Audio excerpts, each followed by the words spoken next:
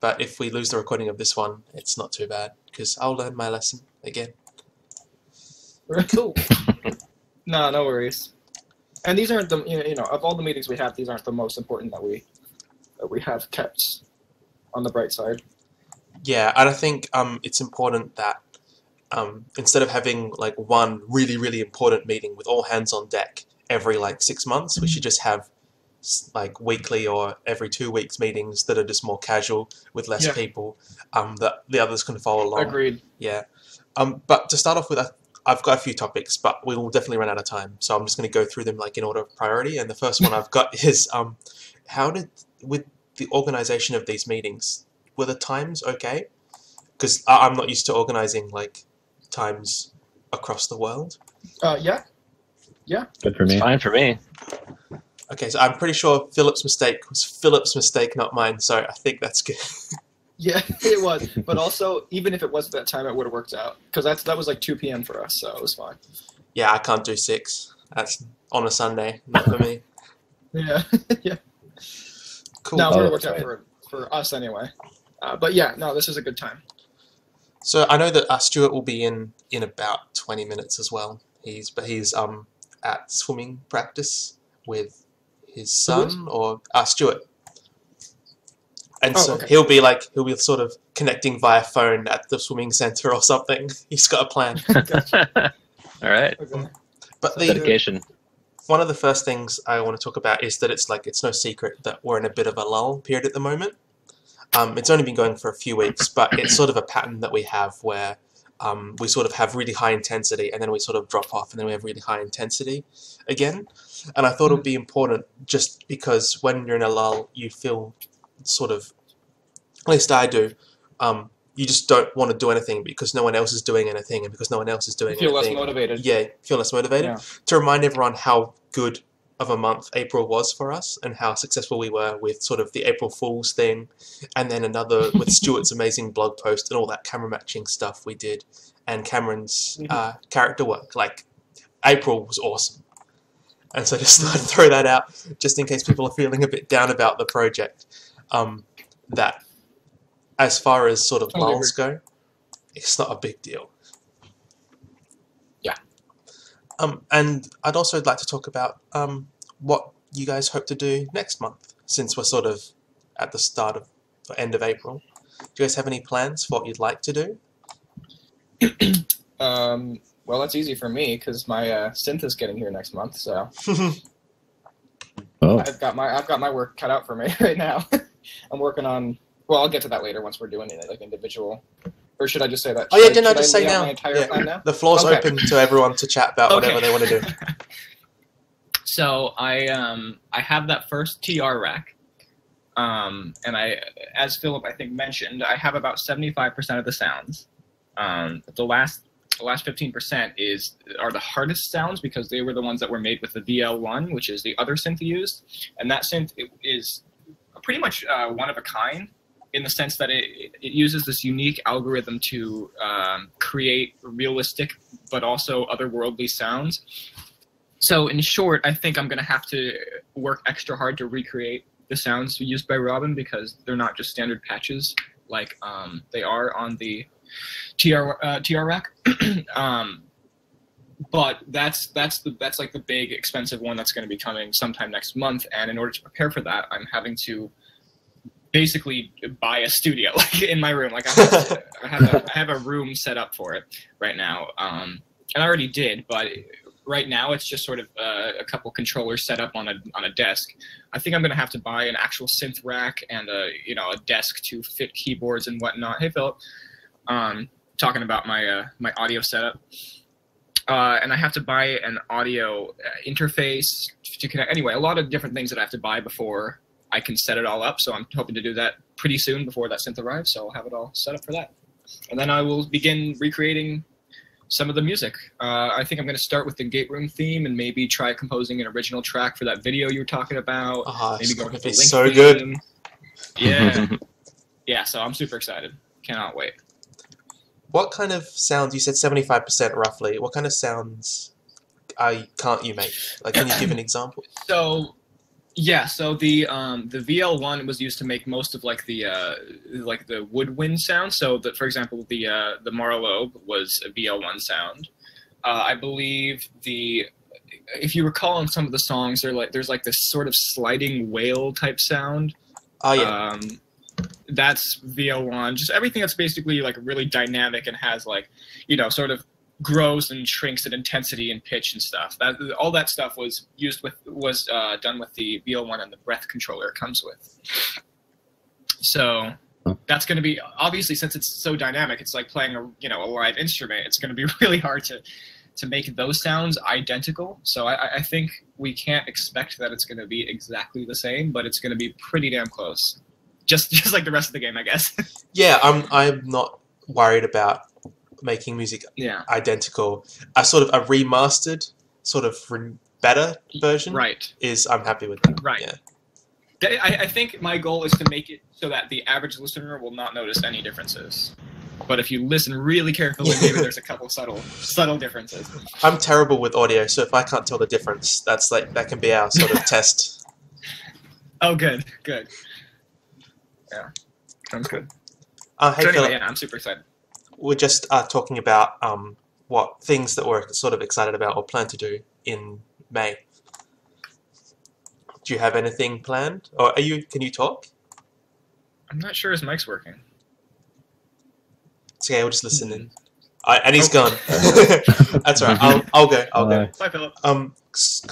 A lot of you've probably noticed a lot of the stuff I'm doing recently is sort of on the producery side, sort of Yes. working on team tracking, working on the wiki and stuff.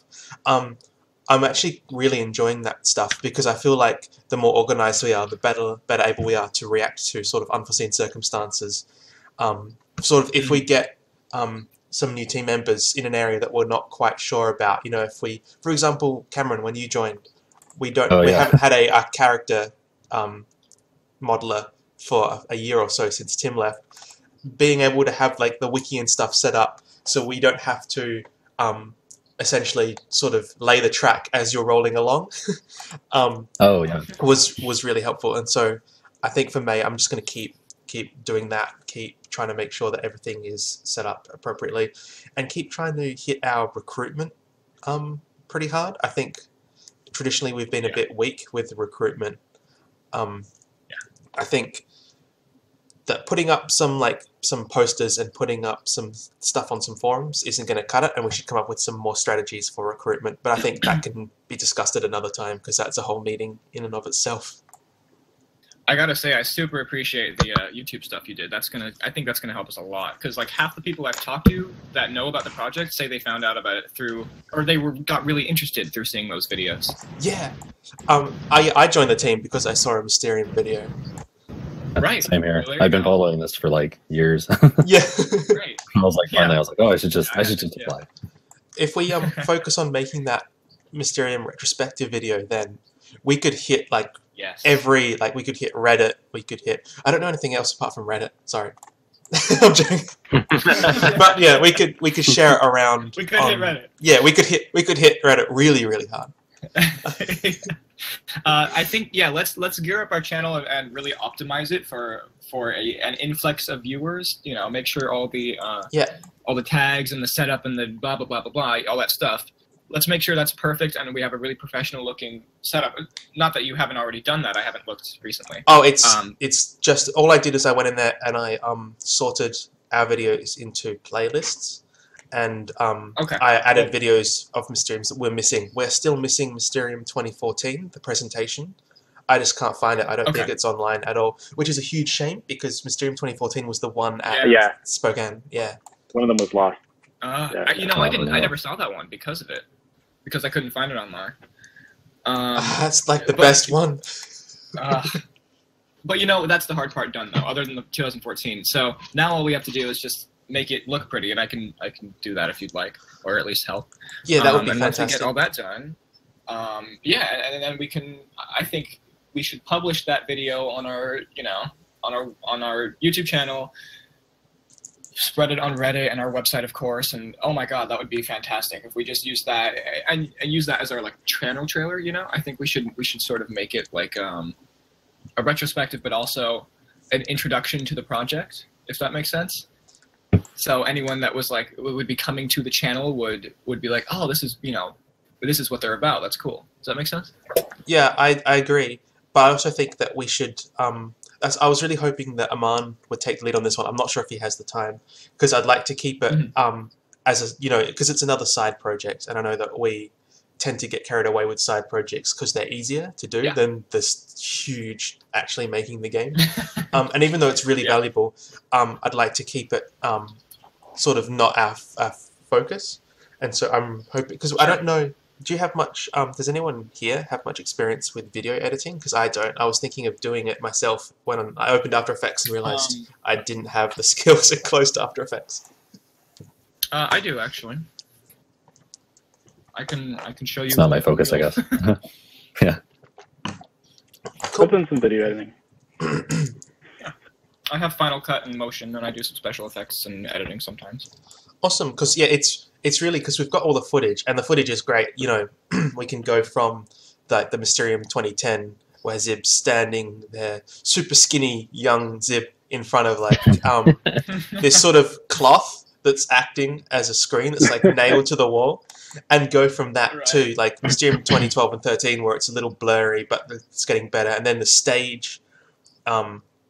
I guess we can't use many videos from the 2014 presentation because we don't have them, but we do have behind-the-scenes footage of Rand talking about how awesome it was. And I did find a video where some guy had taken his camera and recorded like all of Mysterium 2014. So he's got like bits of everything, including our presentation, but it's really grainy and he's in the crowd, so it's not great. But we could get something there. Right. That's awesome. Yeah, sounds good. And one last thing I'd like to do before in May is collect, because I've started another playlist which is unlisted, which is all our Cyan correspondence. I'd like to collect all the meetings we've had with Robin as well and put them in one playlist. So because I find them rewatching them now hugely motivating. Like it really pumps me up to work on the project to see like the heroes talking about it. And those are a bit distributed at the moment for good reason, because we don't want them like shared around. But if they're in an unlisted playlist, that would be good. Because you guys who join new don't see them, and that's a huge shame.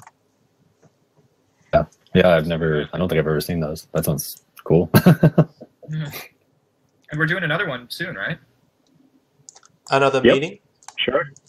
We got one planned. It's in the pipeline. Yeah. Still need to email him.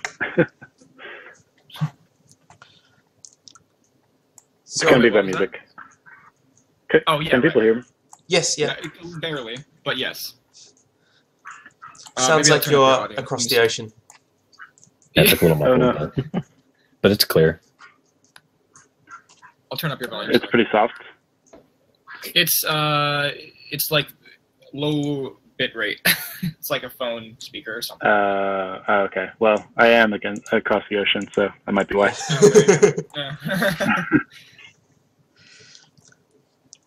So, Philip, do you have any plans for May?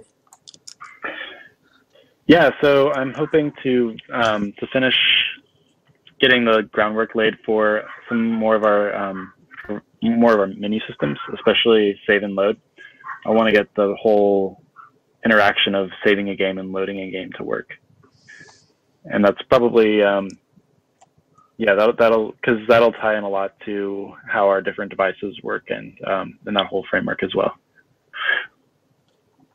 I'm also hoping that I can get a few more artists using the infrastructure I built for like levers and things, because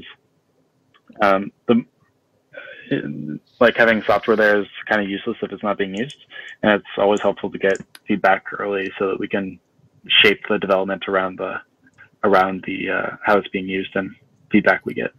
So that'll probably be my project for me. Could you record a a tutorial showing how it works? Yeah, definitely. I'd be happy to be like in the pilot scheme of like going through and trying it out. Yeah, definitely. That's very true that there's no instructions anywhere. So I will, I'll work on that. Cool. The save loading is pretty awesome though. That's like really significant. Yeah. Yeah, it should help with a lot. It touches a lot of different stuff, and once it's done, it'll enable us to build a lot of other things. So yeah, should be exciting. Awesome. Yeah, I'm really excited by all this YouTube stuff as well. It's good to have playlists of all our stuff. Is this just for new members, or is it for the wider the public as well? Not for the public. The Mysterium playlist is fully public. And I intended it mostly just to be a handy tool for us, that if we want to share, we can link people to, we can just know where to find them. You don't have to go to YouTube and search Mysterium and then go to like Mysterium Conventions channel and find the right one. You just, all the best ones are right where we need them, and we don't have to worry about them being lost, because if Mysterium channel decides to go private all of a sudden, we'll lose them all. Right, yeah. It's super nice to have them consolidated, yeah. Appreciate it. Hey, Stuart. Hey, Stuart. How's it going? Hello. Good. How are you? Oh, hello. What's happening? Well, your mic is quite clear considering you're at a swimming centre. I've got headphones with the mic right in my mouth. So.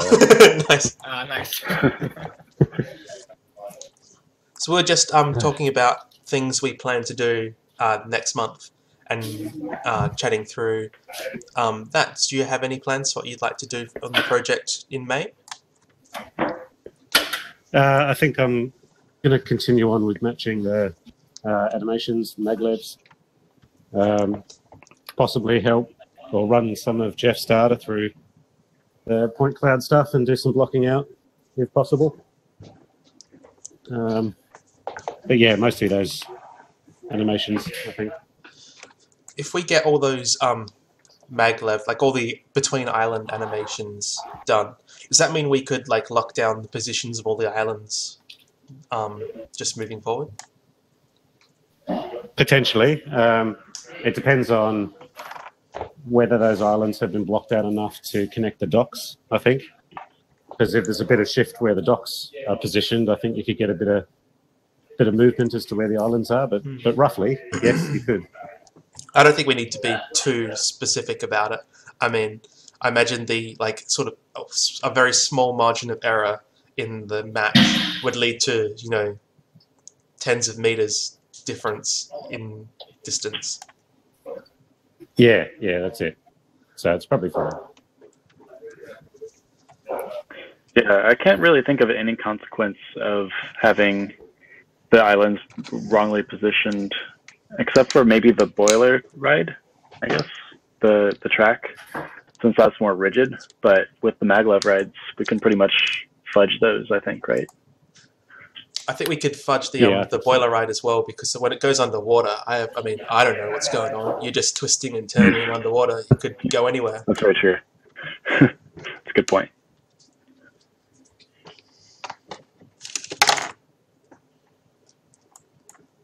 How about you, Cameron? So You're yeah, on. for May, for May, I'm going to keep working on the Moiety Prisoner.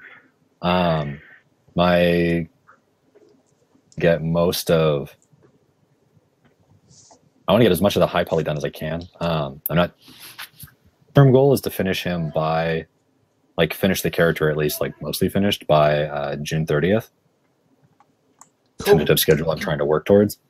I have another project I'm trying to finish by the 16th, so that's sort of taking up some of my time. But anyways, that's the hope with him. And my general process is I'm going to go through and high poly stuff for what I can do in ZBrush. And that includes, right now I'm working on hair. And I chose the hardest character's hair to start with. But it's whatever. It seems to be working okay though, so we'll see. But then what I'm going to do is once I finish with that, then I'm going to download Marvelous Designer and see if I can use that for his clothes. Because I think that would be character to try that on, and I've been meaning to learn that program for a while. So I've never heard of it. Is that a like a engine plugin, or is that a separate? Oh no, it's basically a cloth simulation modeling program. Like, have you ever seen people like I was going to say it's kind of like ZBrush for sculpting, Marvelous Designer is for clothing. Yeah, it's a standalone thing, and yeah, it does all. Here, let me see. I'm in the staff channel, so this is the program, so you can sort of see what it does. Ah, cool. Sort of like you set up patterns like you would if you were like actually sewing, and then you like put the clothes on the character and then hit go, and it actually simulates folds and stuff like that. I believe it's the industry standard for fashion design. For a lot of clothing stuff in general, like it's yeah, it's so nice because you can do it with stuff there and then go into ZBrush and then clean up, which is like really nice. Yeah, lots of character artists like to use it. It seems really powerful. Yeah. Fantastic. Anyway, so yeah, that's my general things. Yeah, and then I'm continuing to just kind of think about how we're going to deal with pipeline for like other characters and stuff like that. Yeah, thanks for thinking about that, because you can probably tell with characters, it's none of our wheelhouse. So we're doing our best. Yeah, and if you want me to like put any stuff on the wiki or stuff like that, that's something I totally do too. What I want to try and do is once I finish Nayla, however you say her name. Once I finish both of them. Yeah, once I finish both of them, we can sort of use them as like sort of the starting template for other characters, and we can talk about, or I can try and figure out like between characters. Like right now, they both the prisoner are using the same like topology for the bodies and the heads, and I'm hoping that maybe we can share the topology with all of them, which will make rigging and skinning easier. I think, but this is kind of getting into that realm of like, I think I can do this, but. Yeah, it's definitely worth a shot. I mean, we don't have much to lose. Yeah, exactly. That's the big thing. I'm trying to make sure things right now that could help, even if maybe they don't. And how helpful has Tim been? Like, I know that you've been chatting to him a bit about this. Oh yeah, he's been good. Yeah, he gave me some good feedback the first time. Last time I emailed him, he didn't have a whole lot of feedback. So that was good. But just kind of keep in touch with him about as I sort of like hit milestones. I'm going to try and reach out to him and get feedback. Yeah, that's fantastic. We're really lucky that he's able to do that, because he used to be a character modeler, and then he's worked for ZeniMax, and now he doesn't help anymore, which is a huge shame. But I'm really glad that he's still passionate about the project and trying to help out any way he can. I know it's going to be hugely helpful. Yeah, so if you're listening to this, Tim, we appreciate you. He's not listening. Yeah. Let me make sure that I have non-active team members allowed to join this channel. That's fine. I think in Discord, I'm treating inactive team members and even ex-team members as staff. They can go anywhere. Because I'm trying to encourage them. Yeah, just so they can, if they want to, they can come back anytime. Right. Exactly. I'm sort of forcing them into the project by just assigning them as part of the project. Right. Let's see. Yep. Yeah. Cool. So while Hollister does that, Robert, I know you're taking a bit of a break from the project. What are you going to do in May? The last couple weeks, I was intensely interested, for some reason, in VR. I kind of had this fascination with exploring the VR side of things. But as I started looking into buying a headset, I realized this is probably the worst time to probably buy a headset. Unfortunately, because I really want a Vive Pro, but it is astronomically expensive for no good reason right now. So I just kind of got to wait for that. So instead, I bought World Creator, and I've been playing around with that. And that's a terrain generation tool. Awesome. So I'm just kind of playing around with random stuff that catch my interest right now that could hopefully still benefit the project in some way. Don't really have any solid plans as of yet. Yeah, that's fine. I understand, because you worked sort of for like the last 3 months, like really, really intensely. You deserve a break. Cool. With the VR stuff, could you not? I know we've talked about this before. Borrow one of like the older DK2s from work, because I tested that with. I do Unreal have and it one. works. I do have a DK2 here. I just feel very limited in terms of its functionality. It's got a very heavy screen door effect, so it's hard to pick out details. And also, there's no VR controller support, so it'd be difficult to, prototype control schemes with like Vive controllers or Oculus controllers, if we, which we probably should be doing. So I just feel very limited. Not totally, I mean, it is something. It is kind of nice to have, but I just feel very limited with it. Regarding VR, my brother has a VR set, so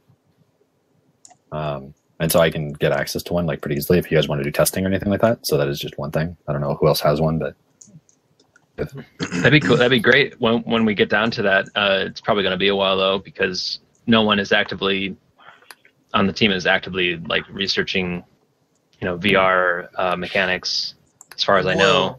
I mean, I kind of am as part of my day job. We're in the process of porting a non-VR game as to a VR experience, but I don't think anyone is actually on the project, and I think that's because so far we've deliberately suppressed a lot of the VR talk, and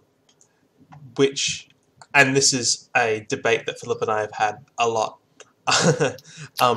That there's mixed opinion over whether or not it's a valuable thing to be focusing on at this stage, rather than just completing the environments and getting more of the game complete first. Right.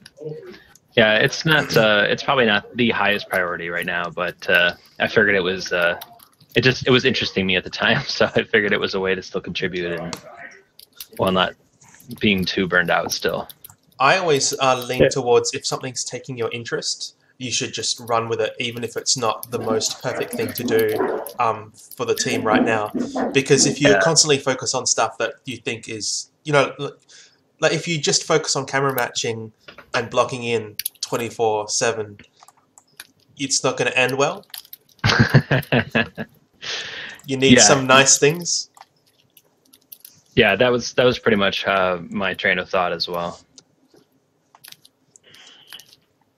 Yeah, I don't think VR is great as well. I mean, I do think we are eventually going to want to build it, so it helps to know a lot about it when we're starting.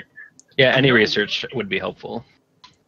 Also, if I don't know nothing about building VR scenes or how difficult or how much time it takes, but if it's easy, having a sort of VR prototype of just standing still, not even moving, but just being able to look around would help me massively once we start working on the audio stuff.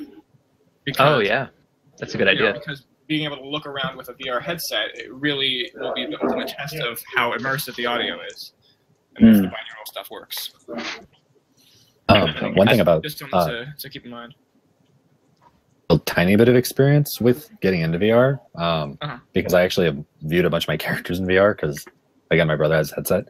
With Unreal, it's actually crazy easy. Like, you can basically set the spawn point in a scene, and then you boot up Unreal, tell that you're in VR mode, I think, and then it, like, you just put on the headset and it, like, kind of does it. So that's been, like, actually super, super intuitive. So. Sounds perfect. I found the hardest part when working in VR is the performance, because you have to have much better performance to get the frame rate for VR, and also just knowing what things work in VR and what don't. Because, for example, Philip and I have been talking about the bubbles in the boiler, and my instinct was to have, because you see them through glass, have them as a material effect. So essentially they're just bubbles imprinted on the glass with like a depth thing.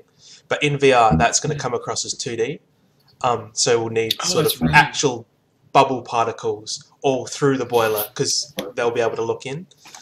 It's just knowing stuff like that before you start. Because as soon as you start making decisions and locking things off, and then you have to redo it. I think the general rule of thumb for VR is if you can do it in actual 3D, then you should do it in 3D. Yeah, it's good. Like instead of like normal maps don't read very well, so it's better to model detail in. And examples like what Nick just gave. Yeah, that's what I've heard anyway. And billboarded Other expensive particles stuff. like smoke, like look like planes. Yeah, Oh, yeah. man. I didn't If think they, do about some that. if they do some extra trickery to make them read properly, I don't really know what those tricks are, but I'm willing to learn. We're really lucky that there's not that much smoke in the game. Yeah, yeah. How does current VR games handle restricted environments like crawling along through a pipe, or even just standing on the maglev? If you poke your head far enough to the left, you'll poke your head outside the geometry. How do they handle that? Good question. I know Very good some question. games just Usually- let you poke your head. Like if they're designed to give you a lot of freedom, so you can't easily stick your head through things. But if you try, like if you set up your space and then you just get up and walk around, they'll just let you intersect through stuff. And I think it's one of those like, well, if you're willing to break the experience, then screw you. It'll be broken. Okay, yeah, fair enough. My experience with Just all the like ones I played. That's For Riven, there's like at the White Tram Cave where you close the doors, just stick your head through the wall and go, oh, there's a walkway. yeah.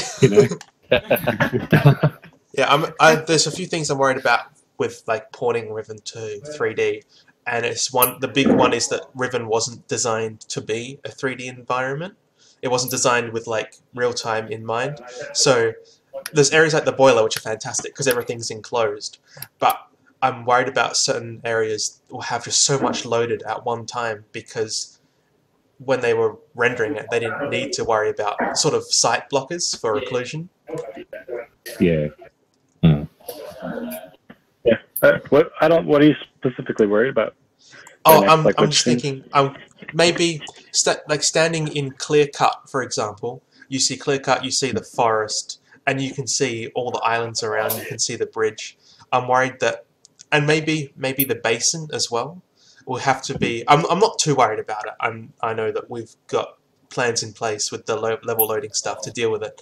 But I'm just sort of waiting for surprises where we'll come across some environment where you can see like every single island and Gen and Atris all together, and it's like, oh, okay, well now we have to LOD the crap out of it.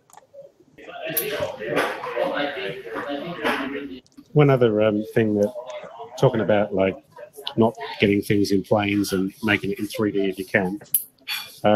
Has anyone ever thought about the linking books? Like, do you reckon that when they actually looked at it, it looks like a flat animation on a page, or do you think you could actually look through the book as if it's 3D and tilt your head around and actually see the perspective? Anyone ever thought about that? That's a really good question. That's a blog post. Excellent. Wow. I think it would be 3D. It would be like a portal. Yeah, exactly. Like Portal. Oh man. Do you remember there was a trailer for Real Mist that came out that had the 2D version of like the original still of the dock, and then you sort of zoom into it and it becomes 3D. I always really like that effect. We could do something like that where it actually it is 2D, but it's also 3D behind, and it's sort of the perspective widens out as you go in. I don't know. Yeah. That'd be cool. I do like that effect. Good one. The biggest thing that would be potentially weird would be the flybys. If it's like 3D, you can like move the book and parallax as the flyby is happening, which would be really weird, but could be really cool. I don't know. If we're doing the flybys in 3D, we'd have to have like that scene loaded, right? Which means if you're in 233, This is why I was. you'd need every island loaded at once. Right. This is why I was thinking of it, because you mentioned performance of seeing different areas, and I'm like, what if those books were? Yeah, That would be a benefit of the domes. The gold domes allow you to, because it's an isolated place, so you could like how you put your load in your scenes or your levels. Oh yeah, definitely. Like those are a godsend. it's the loading those little screen. things. Well, the good thing about the flybys is nothing is really seen in too much detail. Hmm. right? So you don't really have to do anything too high quality. If I understand. Yeah, that's true. One thing I also like about Riven's design is that most major, like, huge areas are connected by little tunnels, which are perfect for, like, real-time loading zones. That's true. As long as I think don't they still have follow- those issues. Has anyone else gotten that thing in Abduction where you're like, oh shoot, should I not spoil anything? Spoilers. Yeah. Yeah, it's. I I'm still haven't playing finished. it. Okay, I'll be vague. There are certain places in the game where you walk somewhere, and as you're walking, and it's a sort of tunnel, the game completely freezes and you can't move, and it Yeah. doesn't really give any sort of indication because it's doing exactly that. Yeah, I had that. That's the level So, streamer. Yeah, so let's make sure we have something more intuitive. We've been trying. That's the reason we break up our maps into like architecture, structure, structures, props, Right. that kind of thing. And we try to load them like there'll still be a hitch. I don't think we can avoid it. But we're trying to make it as less as possible. As long as it doesn't come off as you being stuck in the ground, which is what I thought the first time. We do display if it's taking longer. You're supposed to be able to walk while it's loading things, but Right. if you get to the point where you can't walk anymore, we do put up a loading screen. Yeah. So Abduction has that loading screen as well. It doesn't harm the experience. I think. It's just, for me, it was just super subtle, and I've seen it happen to, like, Adam Ruins Everything when he did his playthrough, the same thing happened to him, where it's like a tiny little loading thing in the corner, and you don't notice it, so it just looks like you're stuck for a while. So what you're saying is we should have this massive loading text like across the screen. Don't panic. Yeah, it's like,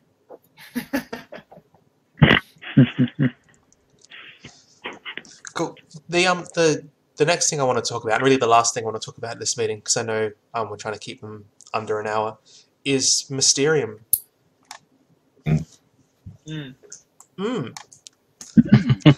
So the topic is audio, and we were talking about having date? some kind of. I'm not sure. It's in August sometime. it's usually the first weekend of August, so August Yeah. 4th or something like that. So I Oh. think, yeah, so it's not too far away, no. but it's still we've still got time to plan something, and I agree that with Philip's suggestion that we don't do a massive presentation this year, that we should scale back our sort of yearly huge presentations and instead try to have impressive things like every quarter instead. And I think we've already done that. I mean, the Stuart's blog post is awesome, and that would count. Like, we could have done a Mysterium presentation on that alone, and that would have gone over well. yes. So I think doing some audio stuff would be the next step, which would be really awesome. But I still don't know how that Sure. would manifest itself. Like, what shape would that take? Yes. Right. The problem is, of course, the coolest thing would be to do a binaural presentation.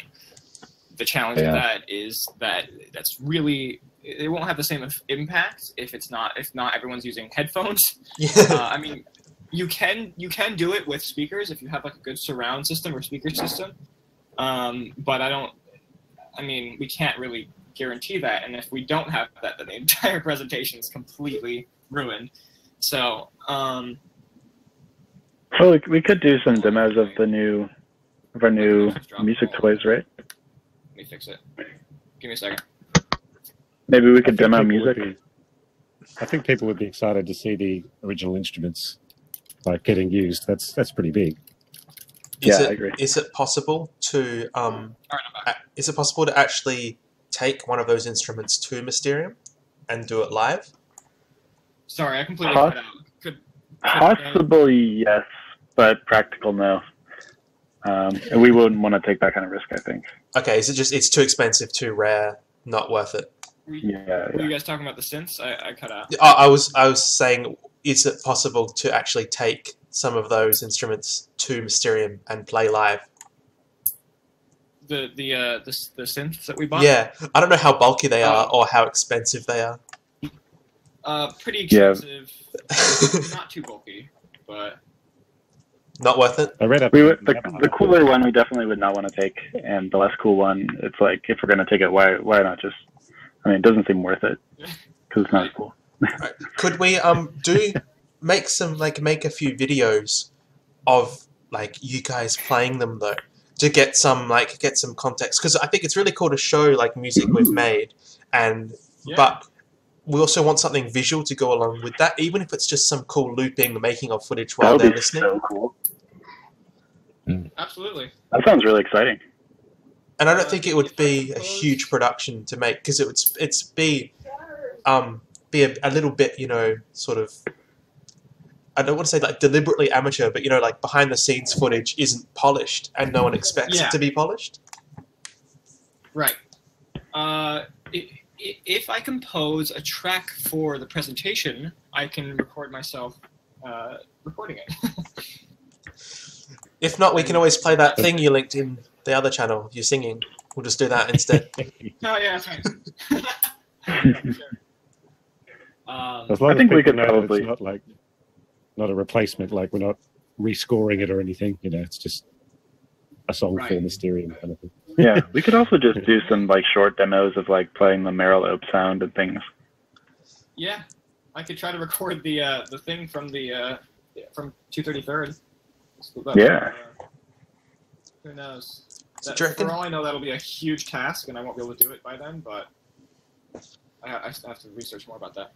Do you think it would be cool to, instead of doing our usual, like two people get up there and they talk, they do the PowerPoint, and then they show a demo, we could actually, like, the same people get up, they chat for a little bit, and then we play a video.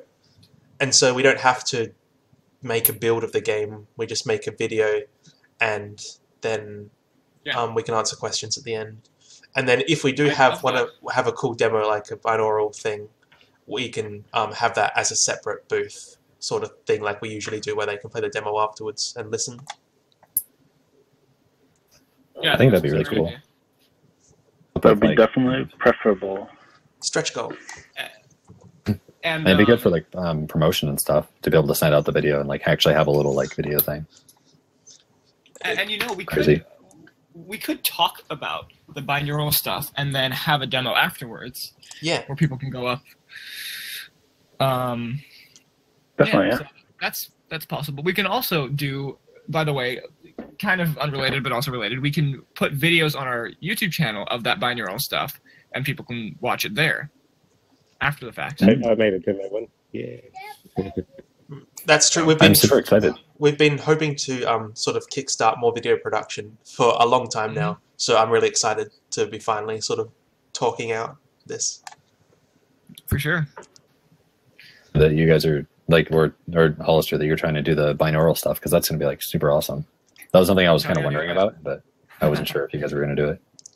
Yeah, I'm super excited about it. I think it's going to add a lot to the immersion. Is it possible with what we've got right now? Like, I know Steam Audio, is that happening?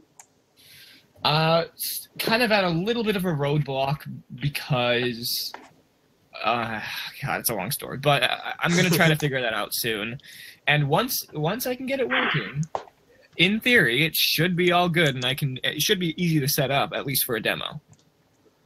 All right, if you can have a think about what kind of like environment would be best suited for that, because if they're in a seated position, all we need to do is just model stuff that's around them. Even if it's a completely new area, it wouldn't take that long. And if it's an existing area, all the better. And then we can talk about what will happen, what will animate around to like show off the audio best. Absolutely, sounds good. Will do. Boiler Island or Gen's Lab be pretty cool for that.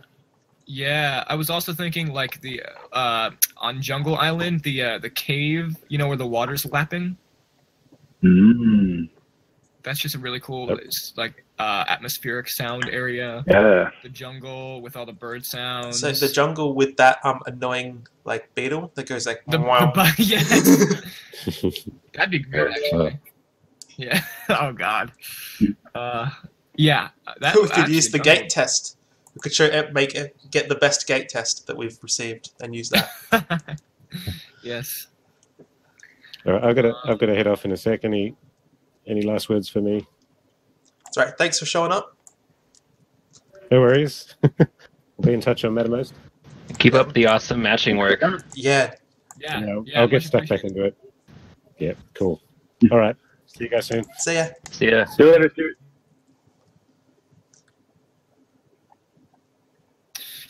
So yeah, the jungle might be one of the best places to do that, but I'll keep thinking about it.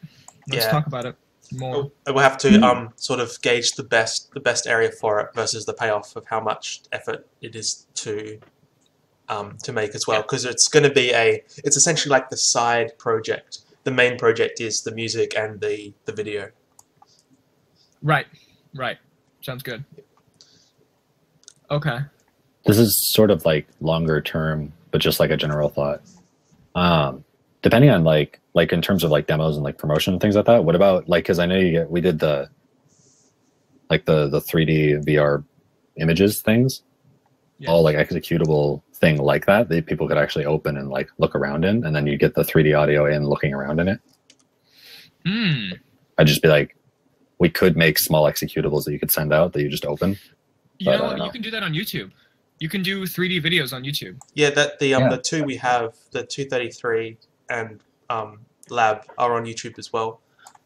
Although, Then they're like set to private on my account though. I can move them over. you know what? Right. I take that back though, because I think it's just normal stereo audio. Yeah, that I don't think you can do. So yeah, that's a good idea. Because all Unreal And just outputs is an experiment image. Yeah. Way to just experiment with like testing certain systems, just see how things perform or whatever. I don't know. Yeah. I've had to disappoint people I because they've assumed that those images are like good for VR as well. They're like, I've got my VR headset. Can you send me that image? I'm like, it's just an image. It's not a 3D space. It's going to be like you're in a little cocoon of paint. Right. Right. Yeah. It is cool on your phone. You can open it up and move your phone around, and it'll pan around the image though. And that's that so looks good. pretty cool. That's fun. There's a lot of cool stuff we've made that sort of we made it, it's cool, and then we forget about it. I like to go through from like 2010 onwards and through, because I've got, I think I saved a copy of the project every new year instead of like continuing to update. So I've got a ton of weird stuff on my PC. I could go through, maybe find some stuff we haven't used. Nice. Well, we could even take stuff we have used in like the blog posts and just put it in the presentation, just because not everyone's seen the blog posts. If we're trying to illustrate a point, especially the camera matching thing, doing a video of that, I think would be well received, because that point cloud with all the vertex paint colored points is the coolest thing. So, what would a video? What would our like video presentation look like? For Mysterium, sorry. Video presentation of the music? Well, just whatever present, because we were talking about how we want to. So for the screen capture? We want to maybe not do an in-game demo and maybe just have a video as the presentation at Mysterium. So, like, how do we think we would format that? That could be a screencast, right? Like a screen recording. Or we could mix it with live action as well. Oh, interesting. So, especially if we do the Yamaha demo. Okay, so we're doing kind of like a PowerPoint-esque thing, except with video. Is that what we're saying? Like, could be, yeah. I don't know. Oh, interesting. It's just an option. I was imagining, so we've got like a slide up at the beginning. It says Star Expanse. We're pretty awesome. Whoever's presenting comes out, says, like, does their little intro, the usual, like, we're making Riven, as if anyone in this room doesn't know. And then, Have you heard of Riven? Yeah. Then the video plays, and then you take questions, and that's it. And the video would go for like 5 minutes, maybe. Like, it wouldn't be a long thing. Yep. But that's exactly what I was thinking. Almost like a trailer. Yeah, I'd have to look up examples, but like the ads they make, like there's a lot of ads for schools and stuff recently where they sort of show just quick shots of people working on things, and then like a candid shot of someone going, "I love working here," and then it like cuts to. You know why I tried to do an accent there? Yeah, I'll have to look up some examples of how I'm imagining it, but it would be a combination of screen captures of people working. We could even get like video recordings of people from all over, like anyone who's willing to donate some video of like working on Unreal, me typing in the wiki alone, that kind of thing. Just like right, definitely. We could even format it into, instead of sort of like a compilation, we could even format it into segments. Like, you know, here's what we're doing in the audio department. You know, all one of us. And then, you know, go around from there. Here's what we're doing with camera matching, that sort of thing. Yeah, it would be cool. Yeah. We'd have to sort of like, script it pretty heavily though. Like, be pretty careful about what we write in. Yeah. Yes, absolutely. That would be the drawback. It would be a lot more. We would have to write a script. Or look sort of at like how. Oh, sorry. Sort of like how some of the Kickstarter videos are set up. Not as a Kickstarter video, but just like those are semi-good examples of, oh, this is sort of documentary-ish, sort of informative and explaining a thing. Yeah, perfect example. Exactly. Yeah. Exactly.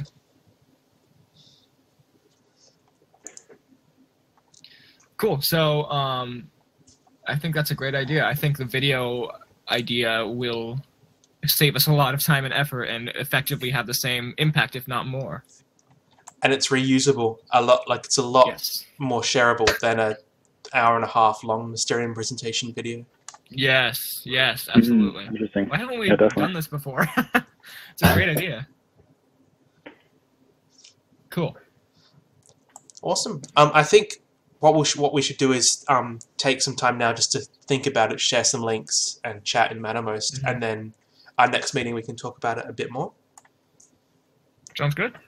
Because we're coming up on an hour, I think it's a good time to end for now. I'd like to have another meeting like this time next week, if that's all right with you guys. I think having weekly meetings for a while would be really beneficial while we sort of organize this stuff. Yeah, sure. Agreed. Are you thinking always Saturday? This time has traditionally worked for us before, but I'm open to changing them. I might send out a doodle this time, and just vet. The chances though of everybody being free except me are pretty high. I guess Stuart and I are now on the same thing, so together we can sort of shift the balance. I was gonna say like this time of day works great for me, but Friday yesterday would have worked a lot better. Okay. And it will work a lot better next week. So just put that out there. Yeah, I time as well. Yeah. Okay, so this time, but 24 hours back. What kind of links were you looking for, Nick? Like just examples of other videos? Yeah, examples of videos that do similar things to what we want to do. Might have similar shots or a similar kind of script, that kind of thing. Yeah. Yeah, I'd like to see what you have in mind. We could use the we have a Mysterium channel in Mattermost, don't we? We used to. I might have deleted it. Slack. That could have been Slack. I'll if it's not there, I'll make one and we can start sharing stuff in there. Cool. Sounds good. All right. Cool. Thanks, everyone. Cool. All right. Awesome. All right. Later. I'll see you great talking to everyone. in a week. Cool. See you guys in a week. See ya. Next week. Bye. Bye.